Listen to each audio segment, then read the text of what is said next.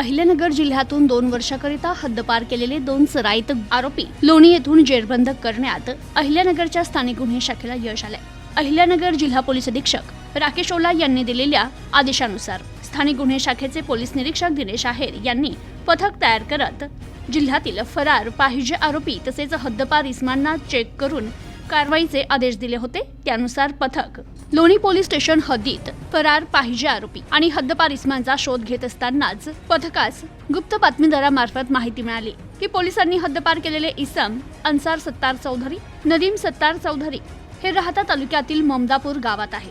पथकाने या माहितीच्या आधारे संबंधित ठिकाणी जाऊन नदीम चौधरी आणि अन्सार चौधरी या दोघांचा शोध घेत त्यांना ताब्यात घेतलं। पथकाने ताब्यातील इसम यांच्या हद्दपार आदेशाबाबत खात्री केली असता त्यांना हद्दपार प्राधिकरण तथा पोलीस अधीक्षक अहिल्यानगर यांच्याकडील आदेशानुसार 17 मार्च 2025 पासून अहिल्यानगर जिल्ह्यातून 2 वर्षाकरिता हद्दपार केले। ताब्यातील इस्माकडे अहिल्यानगर जिल्ह्यात परत आल्याबाबत लेखी परवानगी घेतल्याची विचारणा केली असता तशी कुठलीही परवानगी घेतली नसल्याची माहिती मिळाली। हे आरोपी हद्दपार आदेशाचा भंग करून बेकायदा अहिल्यानगर जिल्ह्यात वास्तव्यास असताना आढळून आल्यानं त्यांच्या विरुद्ध लोणी पोलीस स्टेशनला गुन्हा दाखल करण्यात आलाय।